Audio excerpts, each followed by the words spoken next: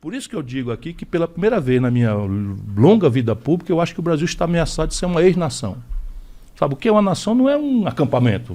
Todo mundo aqui, morando aqui num lugar, falando a mesma língua e cada um se vira por si. Não é isso uma nação.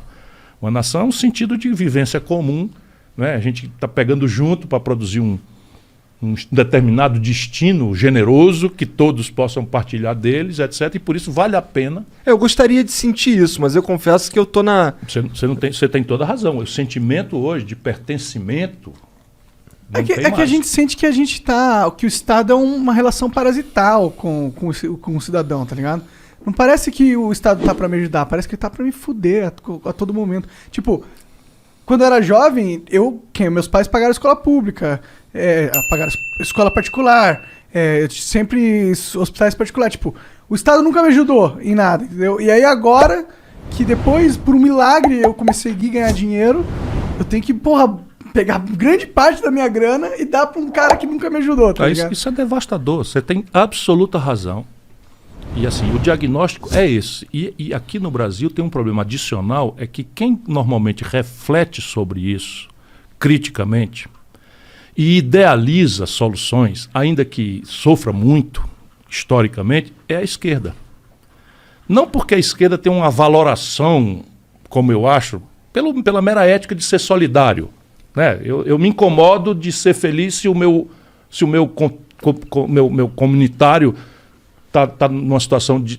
Tá aí, agora parceiro, eu não aguento ver. Sabe, um frio desse. Lá em Fortaleza é 28 graus o ano inteiro.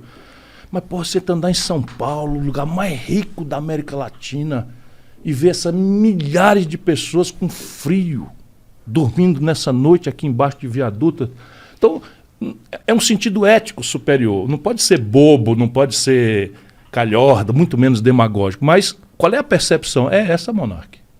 A sensação da classe média brasileira é que ela paga dobrado para viver e que o Estado é um inimigo. Sim. E aí a notícia de uma esquerda conservadora que teve oportunidades por anos a fio e fracassou em mexer nesse sistema, deixou o Brasil nesse curto-circuito. Bugou. Aí, ó. O jogo bugou. Eu vejo o Galo dizendo bugou. Então, o jogo bugou. Chegou no limite. E agora fazemos o quê? O que está acontecendo? Os caras estão apostando do outro lado. Eu exacerbo a minha sobrevivência individualista e mando o coletivo à merda. Certo? Não estou falando um palavrão, estou dizendo como é que as pessoas se expressam. Sim.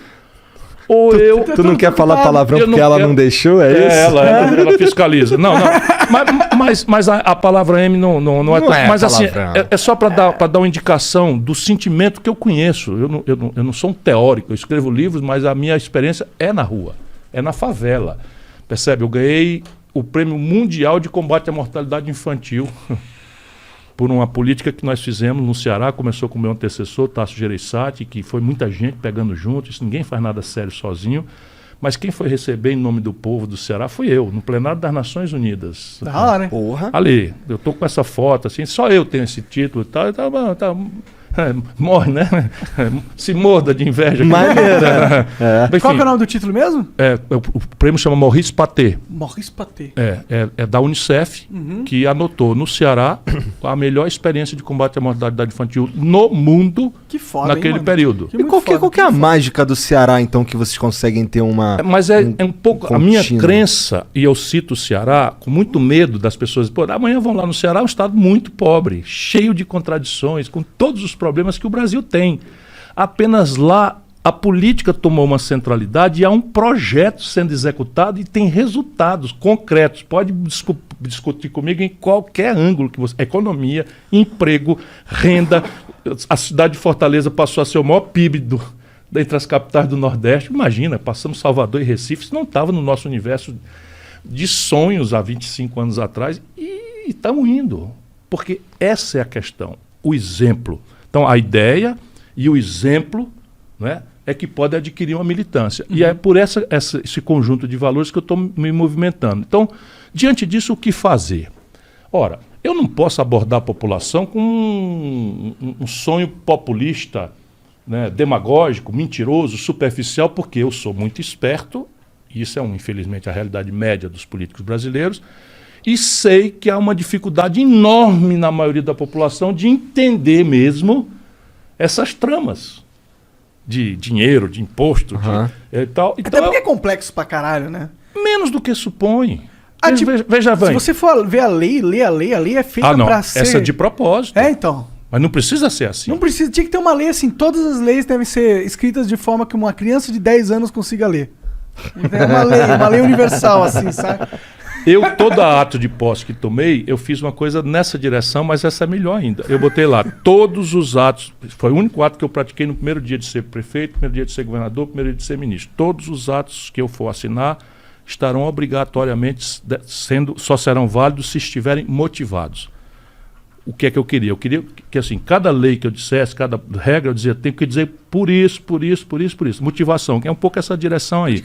Ainda que o capítulo, a lei, o parágrafo, o artigo sejam assuntos dos profissionais do direito, mas a população tem direito de saber por que aquela lei está sendo feita, em nome de qual interesse, em nome de qual objetivo coletivo. Se não, está aí. É um mundo oficial naquela direção e um mundo real na outra. Vamos sair da classe média sofrida, onde você deu um depoimento absolutamente irrespondível, e vamos subir o morro. Vamos pra favela, meu irmão. Esse cara se fode pra caralho, principalmente, na minha opinião, de burro, no imposto sobre consumo. Tu sabe quanto paga um pré-pago numa ligação do povão? Não. De imposto? 40%. Caralho! Tá todo mundo, acho que todos os políticos conseguem concordar que o imposto sobre o consumo é o que fode o pobre. Todos os políticos? Só eu denuncio isso. Pô, mas é que não é óbvio? Mas é óbvio, e tem as boas práticas internacionais. O imposto sobre o consumo ele tem um defeito mortal, que é o seguinte: eu ganho 1 milhão e pago 25% vamos dizer... Imposto de renda? Não, na comida. Na comida. Ah, tá. Na comida, no restaurante. O cara ganha 1.000 e também Aí o cara ganha 1.000 e paga 25. Isso é de uma perversidade absoluta. Sim. Então a tributação moderna, e aí, de novo, dá para explicar. Em vez de mas por que os políticos preferem? Por quê? Porque, de novo, aposta na ignorância das pessoas. Então, quem é que sabia, quando eu acabei de falar aqui, que você não pré-pago, quando faz a ligação, 40% em número redondo? Eu não sabia. Ninguém sabe. E eu uso pré-pago, vou parar. Não, mas se for pro pós-pago é a mesma coisa. A mesma coisa? Pô, mas tu chegou em casa, tá cansado, tal, vai ligar o videogame, vai ligar a televisão, lá toma quase 40% de imposto na energia. A energia é absurda no Brasil, né? Tudo tributação indireta do consumo. Aí tu vai botar gasolina no teu carro, tributação do consumo. Aí quando tu vai pro imposto de renda ou o imposto sobre lucros e dividendos, então veja lá, tudo bem, uma empresa é um organismo muito importante para a comunidade. Nós precisamos aprender isso e dar valor a isso. Então uma empresa, no mundo inteiro, não tem esse nepotismo capitalista. A empresa é quase um pertencimento coletivo, não é socialismo, mas assim, o mundo inteiro protege as suas empresas. Os americanos, na fraude de 2008, mandaram um bocado de gente para a cadeia e salvaram as empresas.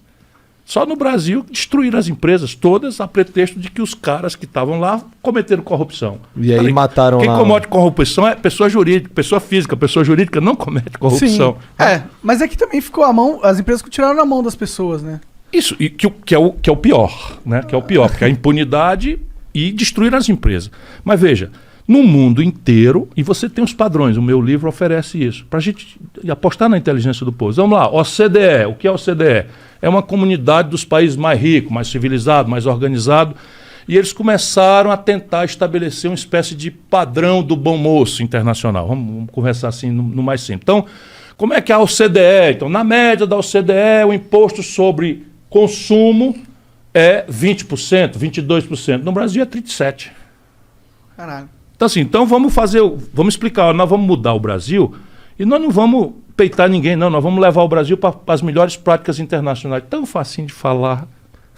Só que qual é a diferença? É quando eu fizer isso, eu vou ter que dizer de onde é que vem o dinheiro para eu tapar a conta. E aí eu vou dizer, então eu vou cobrar como a OCDE cobra sobre patrimônio. Patrimônio, que são as fortunas, heranças, não sei o quê.